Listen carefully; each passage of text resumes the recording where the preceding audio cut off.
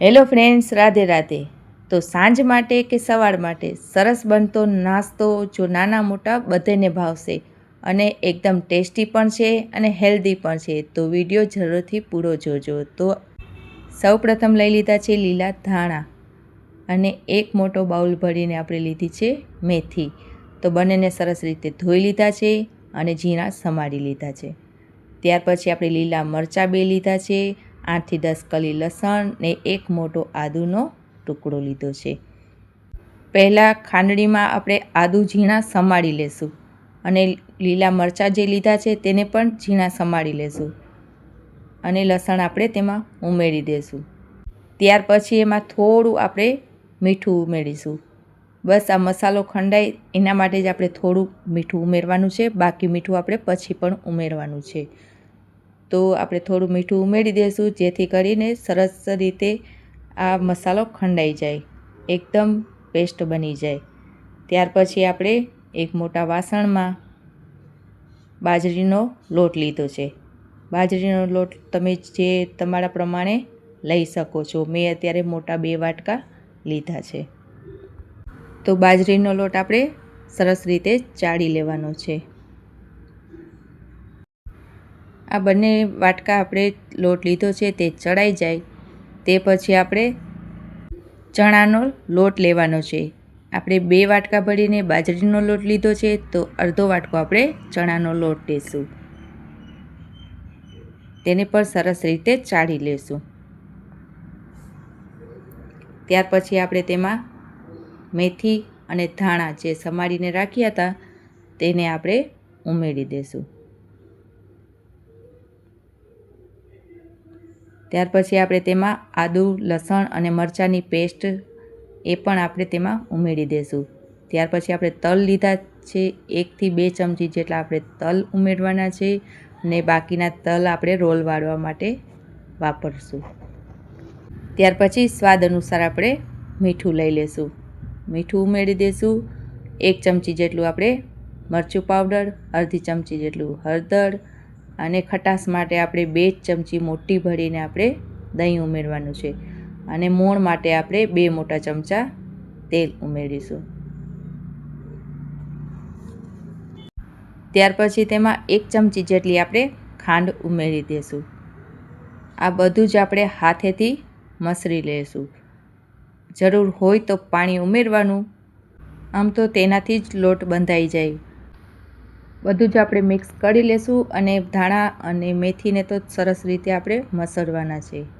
જોઈ શકો છો અત્યારે મેં આમાં 1 થી 2 ચમચી જેટલું જ પાણી ઉમેર્યું છે.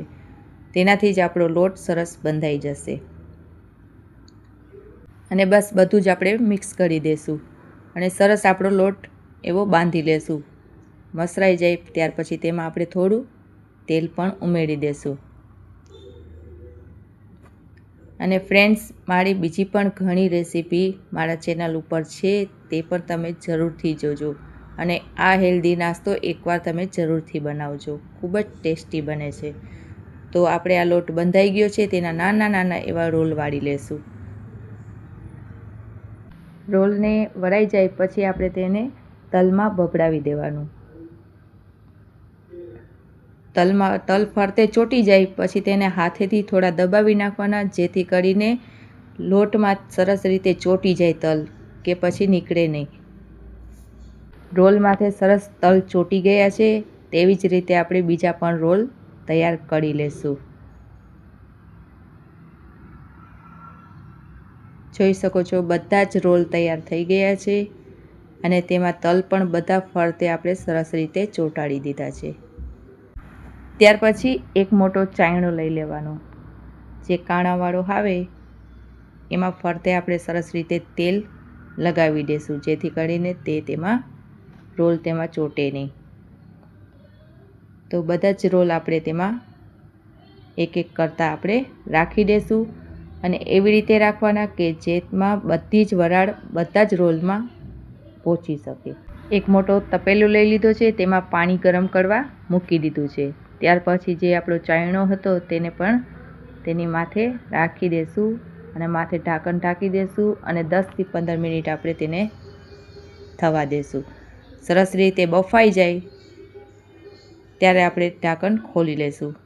જોઈ શકો છો બધાય જ રોલ આપણા બફાઈને રેડી થઈ ગયા છે. તો આ રોલને પહેલાં ઠંડા કરવા રાખી દઈશું. અને જ્યારે પણ આપણે જમવા બેસીએ ત્યારે આપણે આ રોલને તળી લેવાના છે. એકદમ ક્રિસ્પી થાય, ગોલ્ડન થાય ત્યાં સુધી આપણે તેને તળી લેવાના. અને જો સવાર માટે બનાવતા હોય, સવારના આટલો ટાઈમ ન હોય તો સાંજે બનાવીને રાખી દેવાના અને સવારના તેને તળી શકીએ છીએ. અને આ બાજરીનો લોટ છે તે વધારે તેલ પણ ઉપાડતું નથી. તો આ સરસ એવો નાસ્તો બનીને રેડી થાય છે. તો આપણે બધા રોલ તળી લીધા છે, તેને પણ આપણે એક પ્લેટમાં કાઢી લેવાના છે. અને બીજા પણ રોલ તેવી જ રીતે તળવા રાખી દેશું. તો જો તમે મારા ચેનલ ઉપર નવા હો તો મારા ચેનલને સબસ્ક્રાઈબ કરી લેજો. અને જો મારો વિડીયો તમને પસંદ આવે તો લાઈક જરૂરથી કરજો. અને આ વિડીયો તમે તમારા મિત્રો સાથે અને ફેમિલી સાથે શેર પણ જરૂરથી કરજો. તો બધા જ રોલ આપણા તળાઈને રેડી થઈ ગયા છે. તો થોડા પણ ગોલ્ડન થાય અને ક્રિસ્પી થાય એટલે બસ આપણે પ્લેટમાં કાઢી લેવાના. આ એકદમ ક્રિસ્પી અને સરસ નાસ્તો છે. તે બધા જ નાના મોટા બધાને ભાવશે.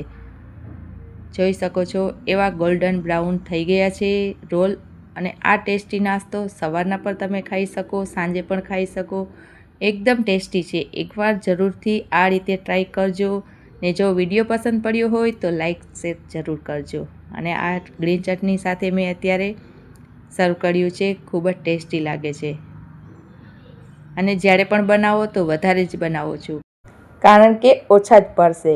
અને બીજી વાર બનાવવાની તો ડિમાન્ડ જરૂરથી જ આવશે, કારણ કે ખૂબ જ ટેસ્ટી બને છે. મારા ચેનલ ઉપર વાનગીનો તો ખજાનો છે, તો જરૂરથી જઈને જોજો. અને આવો નાસ્તો બીજો જોવા માટે મારા ચેનલને સબસ્ક્રાઈબ કરી લેજો. તો ફરી મળીશું બીજા વિડીયો સાથે. તો આવજો.